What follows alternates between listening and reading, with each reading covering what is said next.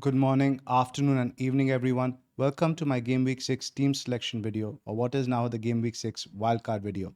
As you guys know, all three of us have activated the wildcard this week, so I'll not be focusing on the usual format of team selection, which we do with the watch list, Q&A, and stuff like that. The primary focus will be on my various wildcard drafts, the reasoning behind it, the permutation combination, so it can help you make your decisions if you are on wildcard. Let's jump right in. A quick back look at game week 5, I got 67 points, which was a game week rank of 2.5 million. So, technically, my best game week of the season so far, which says a lot at just a game week rank of 2.5 million. The overall rank is still rubbish at 3.2 million, but the wildcard should help to rectify that. Anyway, enough looking back, let's now look forward. Now, before looking at the fixture ticker, we shared this image with you guys on the main pod. This is 11FI's model, which the projected goals now for the teams over the next 6 weeks.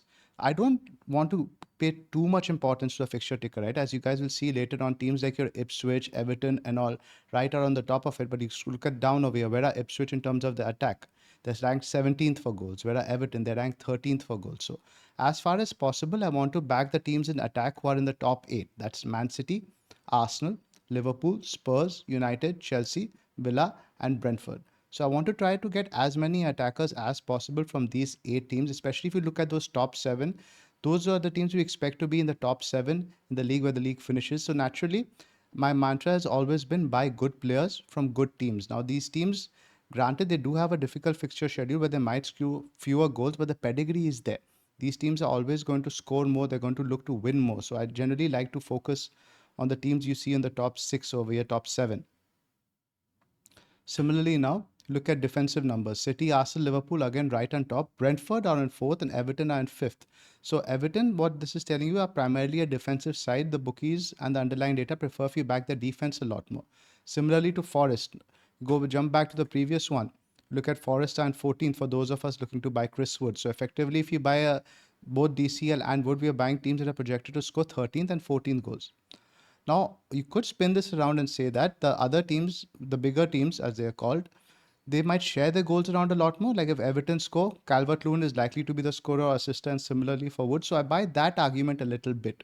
I do accept the talisman theory a lot more, but I'm trying to buy talisman as possible from the other teams as well. Now back to the clean sheets. Brentford, Everton are there. Forest are in 6th. Spurs surprisingly in 7th. Chelsea now are looking to be quite popular now, especially if we see here that Rea is out. He's currently a doubt. A lot of us looking to back Sanchez, but 6 and 7 are good. After that, it's quite grim. Chelsea are on the 11th now for projected clean sheets. Villa as low as 14th for one of the guys looking to get a Konza. Ipswich are in 17th despite their difficult fixture run as well. Now, this is a ticker I was talking to you guys about. Like you see, Everton are right on top. West Ham are in third. You go back to the goal numbers now. West Ham was something like 10th. Ipswich again fourth. Good fixtures, but are you really going to buy everyone from Ipswich based on the data we have just seen as a starting option? Probably not. A lot of teams like Chelsea, you see the first two are good. Similarly with Bournemouth, and then the run absolutely nosedives. Newcastle and Brighton, who we are heavily loaded upon, we are looking to get rid. Even with Arsenal, the next three are good. Then the fixture turn takes a turn for the worse. Liverpool is at home. Newcastle and Chelsea are away. Similarly for Villa, the next four are good, but after that you'll be starting to worry about Rodgers a little bit. While Brentford's run is just fantastic. West Ham, Wolves, Man United, Ipswich, Fulham, Bournemouth. Not really a bad game you can say over there. So, like you said, going back to the good players from good teams, and I'm a Salah fanboy. The first draft I made was trying to keep Salah in the team and just to see what are the sacrifices elsewhere. What is the opportunity cost when you have Salah?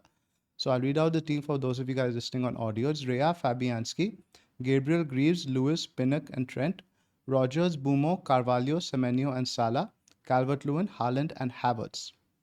Now keep in mind something like a Diaz and a Palmer is the same price as a Semenyo and a Salah.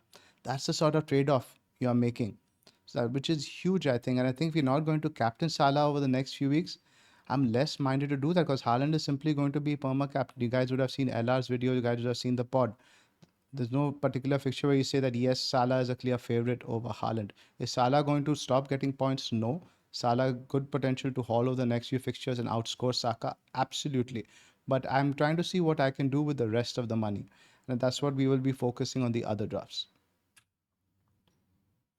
Now, before we talk about the no Salah drafts, I want to explain to you guys who are the locks. Now, Even before the Rhea news, I was in the mind of going without Rhea. I like to spend only 4.5, 4.6 on a goalkeeper, spread the money around in attack. I might still go for Rhea, but again, I wanted to see what I could do without him. Now, Gabriel, Mikalenko, Greaves, Trent, Lewis, and a 4.0 goalkeeper are the locks. Saka, Rogers, Bumo. And Diaz is an interesting one. I wasn't really as set on him, but the fact that he was benched midweek against West Ham makes me feel I need to get on the Diaz train. Wolves have the injuries at the back. Mosquera isn't playing. Diaz very likely to start. And he's looking at him more for the short term for the next two. If he's good, he's good. It's rather a transfer out I'd rather make rather than a transfer in, especially on Wildcard. Because if he's a good asset, I want to keep him at the price I got him on, which is obviously a cheaper point, right? Because I got him before his first rise, and he's going to rise again probably today. Haaland up top needs no explanation.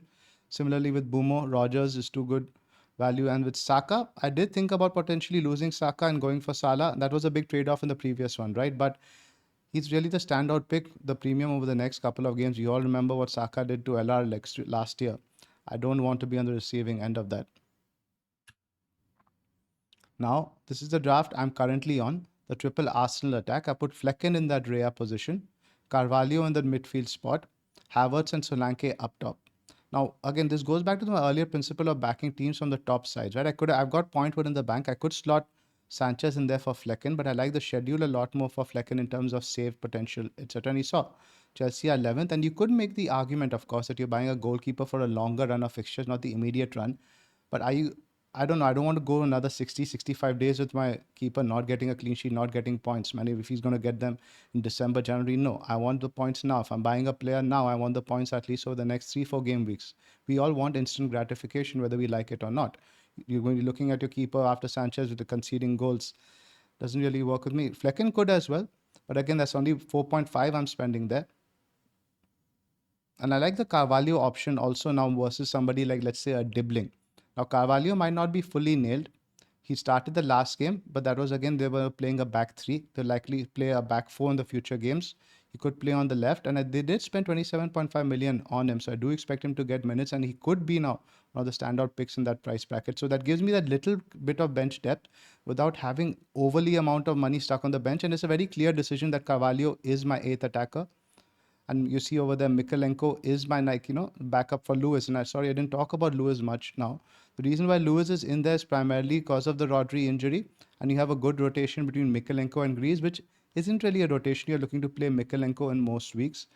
If you have point to more, I would like to upgrade him to, let's say, a Forest defender. You can't really go Brentford since you've got Flecken in there. But I don't think I'll be doing that. There's only 0.1 in the bank over here. I really like this version. It ticks all the boxes for me. Simple decisions, good players from good teams, and a lot of money on the pitch. Now, if you park, let's say, a Semenyo for a Carvalho, that's 0.8 million, it goes there. You park a Rhea for a Flecken, that's another 1 million. So that's another 1.8 million you're spreading in your assets over there, which you would want in somebody like, as you want to go Diaz to afford, and that's about how much you need. You might want that money down the line in attack for your, let me say, might want Salah later on. So I'm a bit wary of spreading that amount in those positions. Now, apologies that it says Salah draft over here. This is not a Salah draft. This is actually the Watkins draft. Similar to the previous one, I put Rhea in there as my third Arsenal. Dibbling now comes in instead of Carvalho. I've heard a lot of good things about this kid. He's a great option, but even for the tougher fixture, they do have a couple of good games against Leicester and Southampton where you could play him, but most of the time you're looking at Dibbling there as a clear first bench option and someone I don't really trust. He's an 18-year-old player. You don't trust an 18-year-old player to consistently start every game, even though he's supposed to be one of their biggest prospects.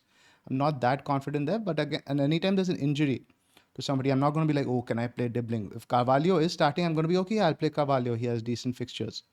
Calvert-Lewin, Haaland, and Watkins over there. Watkins is the big one. The lure for Watkins is obviously the fixture this week, but I think he has massive hat-trick potential and the fixture against Manchester United. But I do think the UCL schedule will start to catch up with Villa on the other side of the international break. And with Haaland and Watkins, it's effectively about 24, 25% of your budget you're allotting. That seems a lot. You could spread that money around. For example, Watkins and Calvert-Lewin could be a Solanke and a Jackson. Sorry, Solanke and a Havertz even, right? No, a Jackson. Yeah, close to that, about where you can get. Maybe downgrade somewhere else, depending on your money in the bank. So it seems a lot to spend on Watkins, but I do like him as a pick. Price is big on him as well. If you can get Watkins, I do like this draft as well. If I would go probably for a Rhea draft, this is the one. This is a template draft that's probably the most popular amongst content creators on Twitter, etc. Because it ticks a lot of boxes in terms of bench depth is very solid, good picks. Rhea comes back in goal. Semenyo comes in for the midfield spot. The next two are great. But then after that, you're going to be looking at Semenyo as like he's taking up a lot of money. And there is a bit of noise on Semenyo, right? I don't trust him as much as an FPL asset. And Bournemouth's next two, would it be surprising to see Clivert and Tavernier rack up the points with Semenyo getting an odd assist? No. I would not be surprised. Clivert is on penalties also, in fact, it's very likely to be the case. So it makes me a bit wary spending a lot in that position because he's not really going to help me as a backup for Rogers really after a couple of weeks. Is somebody I'd want to move on for an ESR. And again, on this draft, who would I bench? Saka, Rogers, Semenyo, Bumo, Diaz, Calvert-Lewin, Haaland, Jackson. You're probably benching Rogers away to Ipswich, which just screams pain to me. Rogers is such a good asset. You can play him against Manchester United, away to Fulham, Bournemouth. I want to keep him over there. So this draft probably is not favored by me. I'm still liking the one where you go the triple Arsenal attack. It feels ticks the most boxes. Or I might go for the one I showed you guys with Watkins. Probably downgrade Watkins in a few weeks, spread the cash around. But in terms of ticking the boxes, the Arsenal one does it for me. Let me know which ones you liked, which other drafts you are considering. And please do like and subscribe. We have more content coming. Pras will be coming out with his team selection video soon, and we will have the deadline stream as well on Saturday. Thanks for joining us. I actually recorded the video earlier and I realized that my mic button was switched on mute. So I had to record this again, and I hope it was as good as the first one. Thank you.